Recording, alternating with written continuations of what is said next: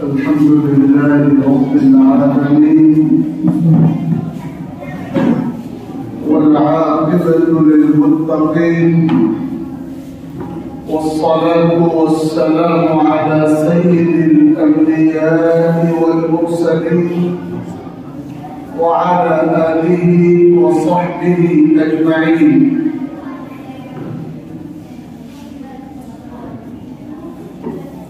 أما بعد فأعوذ بالله من الشيطان الرجيم. بسم الله الرحمن الرحيم. والذين جاهدوا فينا لنهدينهم سبلنا وإن الله لمع المحسنين. صدق الله الرسول العلي العظيم.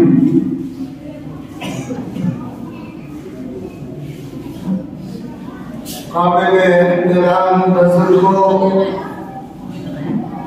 اور عزیز طلباء اور طالبات،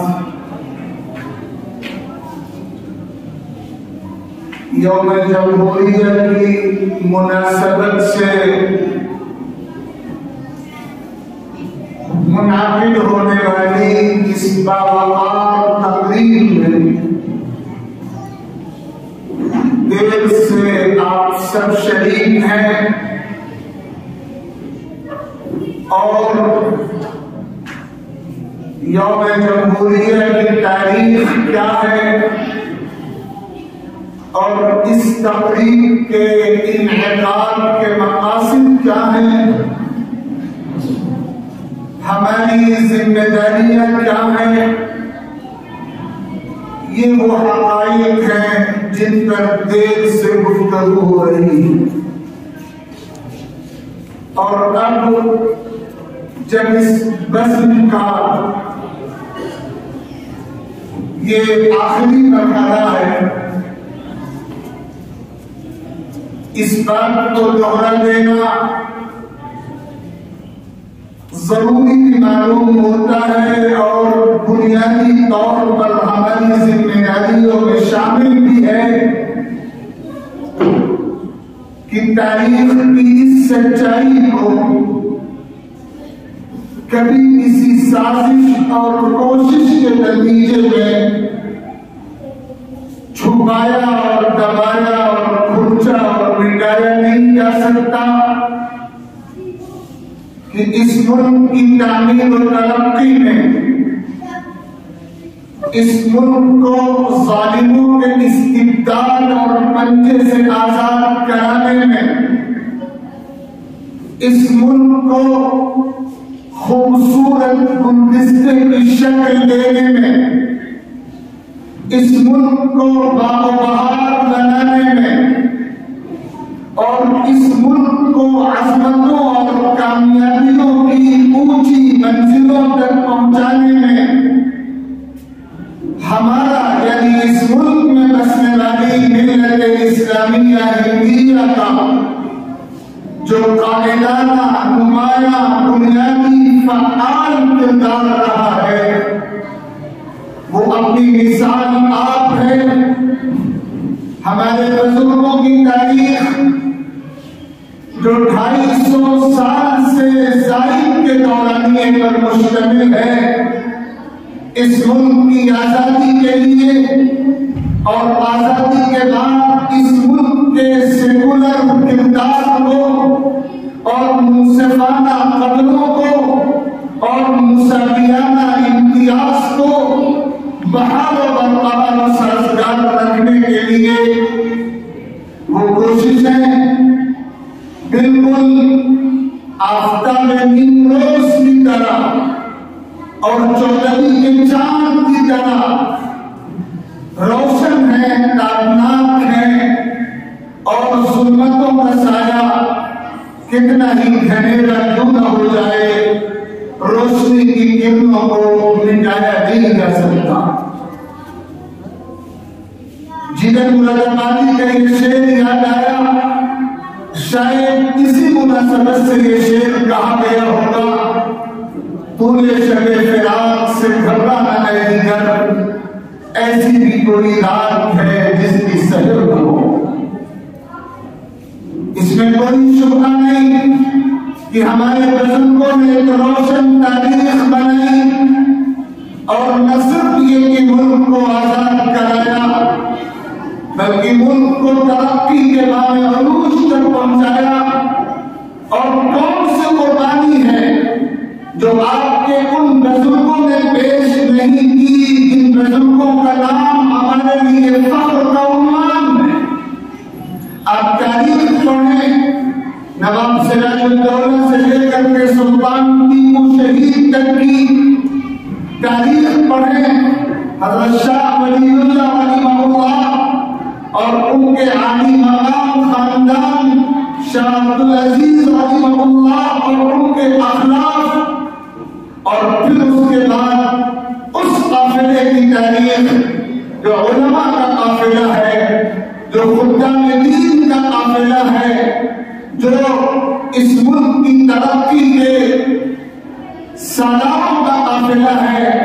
جنہوں نے ہر معاش پر اپنے لوگوں کا نذرانہ پیش کیا، اپنی جانوں کا نذرانہ پیش کیا، اپنے مفادات کا نذرانہ پیش کیا، اپنے اہل عیال کی قربانی پیش کی۔ کون سے نام گنائے جائیں اور کون سے نام چھوڑے جائیں، کہنے والے نے بالکل صحیح کہا تھا، چراغوں کی لو سے ستاروں کی سوگت وہاں ہم ملیں گے جہاں رات ہوگی۔ پورا قافلہ ہے، پوری تاریخ ہے ہمارے اکابر کی بزرگوں کی۔ آپ خوش نصیب ہیں کہ آپ انہیں اکابر کے مشن کے امین بننے جا رہے ہیں، اپنے انہیں بزرگوں کے مشن کے وارث اور حامل اور پاسبان اور ترجمان اور نمائندہ بننے جا رہے ہیں۔ شاعر نے کہا کہ برف نظر کشا زندگی دامنی ملنج درسی نئے تو ماہ دوانے نہادان۔ اپنے بزرگوں کی تاریخ پڑھیے، آپ کا شہر نسل کن بزرگوں تک پہنچتا ہے۔ آپ صرف ایک ایسی جگہ نہیں ہے جو ایک رسمی کارروائی انجام دینے والا مدرسہ ہو، آپ ایک تاریخ ساز مدرسے میں ہیں۔ آپ جامعہ امدادیہ کی اس باوقار تقریب میں ہیں جس کی روشن تاریخ رہی ہے ملک کی تعمیر و ترقی کے لیے۔ ایسے ایسے روشن نام ہیں کہ آپ پڑھیں تو ان ناموں کی عظمتوں کے سامنے سر جھک جائیں اور جبیریں خم ہو جائیں۔ ایسے بزرگوں کی تاریخ ہمارے اس ادارے سے وابستہ رہی ہے۔ آپ اس ادارے میں داخل ہو کر،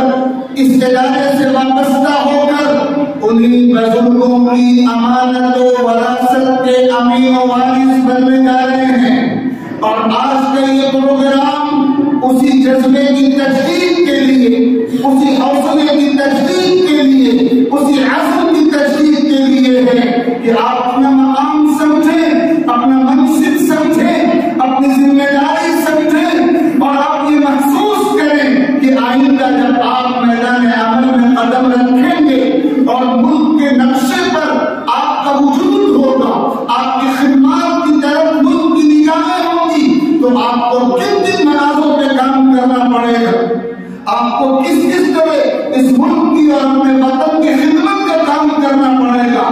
مدارس کی دنیا سے ہمیشہ ایسے جیارے تیار ہوتے رہے جنہوں نے علم کے پرچم بھی اٹھایا، جنہوں نے دین کے پرچم بھی اٹھایا، جنہوں نے مدرسوں کے بوریوں پر قال اللہ و قال رسول کے نامے بھی گنگنائے، اور جنہوں نے محراب و منبر کو بھی آباد کیا، اور جنہوں نے سر بھی کٹائے، اور جنہوں نے سب کچھ لٹایا، اور سب کچھ لٹا کر یہ سمجھتے رہے کہ ہم کچھ نہیں کر سکے، جان دی ہوئی اسی کی تھی، ہم کو یہ ہے کہ ہم علیحدہ ہوا۔ اب ان بزرگوں کے جانشین ہیں، ہر دور میں ظلم کی طاقتیں، ہر دور میں شر کی طاقتیں ڈنڈناتی رہی ہیں، لیکن اللہ کی سنت یہ ہے، اور اللہ کی سنت میں کبھی تبدیلی نہیں ہوتی۔ اللہ کا قانون یہ ہے، اور اللہ کے قانون میں کبھی کوئی تبدیلی نہیں ہوتی کہ عروج حق کو ملتا ہے، جیت سچائی کی ہوتی ہے، فتح انصاف کو ملتی ہے، اور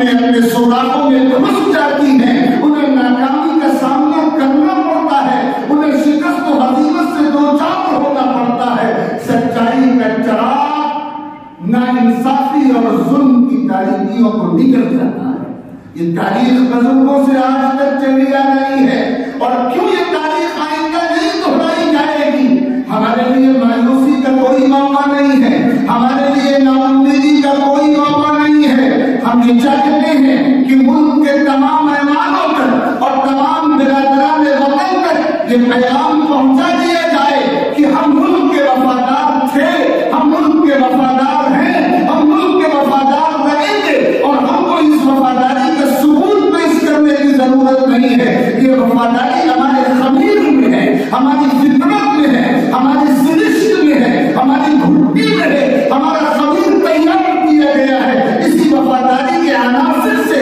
اس لیے کہ ہم جس نبی امی کو مانتے ہیں، ہم جس نبی کے غلام ہیں، اور جو غلامی ہمارا سب سے بڑا سرمایہ زندگی ہے، اس نبی نے یہی پیغام ہم کو دیا ہے۔ ہمیں ہجرت نبوی کا وہ واقعہ ہمیشہ یاد رہتا ہے کہ جب آقا کریم صلی اللہ علیہ وسلم مکہ المکرمہ سے مدینہ المنورہ کی طرف عازم سفر ہوئے تھے، رات کا سناٹا تھا اور ظلم کی طاقتیں مکے کی فضا میں ڈنڈنا رہی تھی، اور آقا کریم علیہ السلام اپنے گھر سے نکلے تھے اور مکے سے نکل رہے تھے۔ بیان کرنے والوں کا بیان ہے آپ کی آنکھیں استبار تھی اور چشم پرنم کے ساتھ اور دل پرغم کے ساتھ آپ نے مکے کو خطاب کر کے کہا تھا۔ یہ خطاب تھا نبی آخر الزمان کا، یہ خطاب تھا مکہ المکرمہ کو، یہ خطاب تھا اس شخصیت کا جو مکے کے لیے فخر کا عنوان تھی۔ اس شخصیت نے مکے کو خطاب کر کے کہا تھا، اے مکہ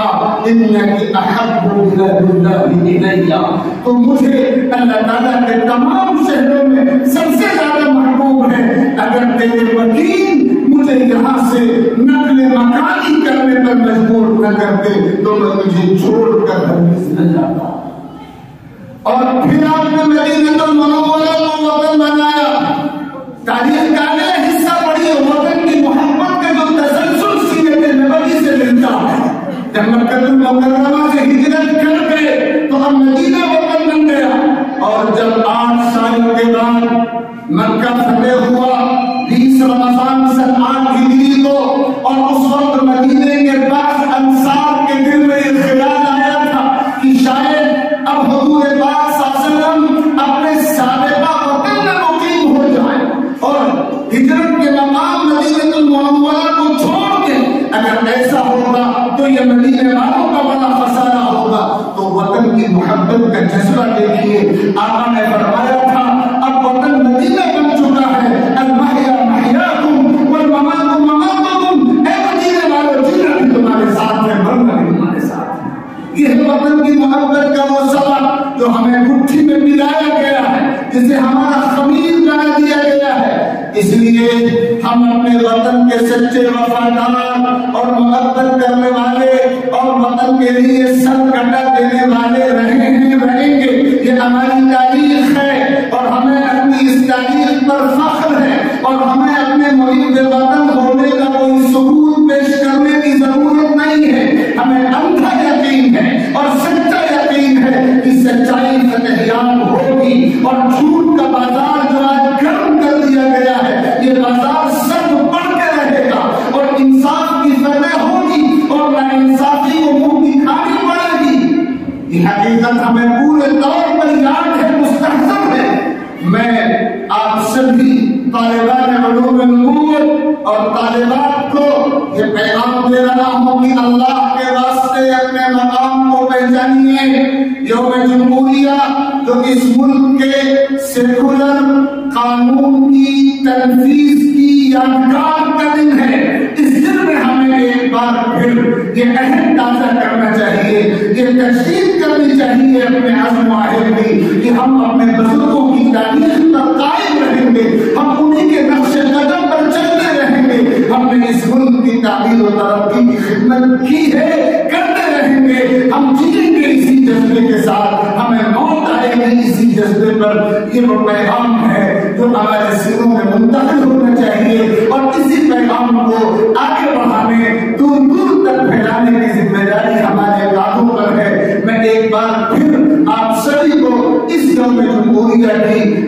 بابرکت مناسبت سے، باوقار مناسبت سے مبارکباد پیش کرتا ہوں اور دل کی گہرائیوں سے دعا گو ہوں کہ اللہ رب العزت اس ملک کو سلامت رکھے، آباد رکھے، حسین گلدستے کی صورت میں، انصاف اور مساوات کے مرکز کی صورت میں، اور جو طاقتیں اس ملک کو کمزور کر دینا چاہتی ہیں یا کہ سیکولر ڈھانچے کو توڑ دینا چاہتی ہیں، اس ملک کو اصل رخ سے ہٹا دینا چاہتی ہیں، اس ملک کی شناخت جو سیکولر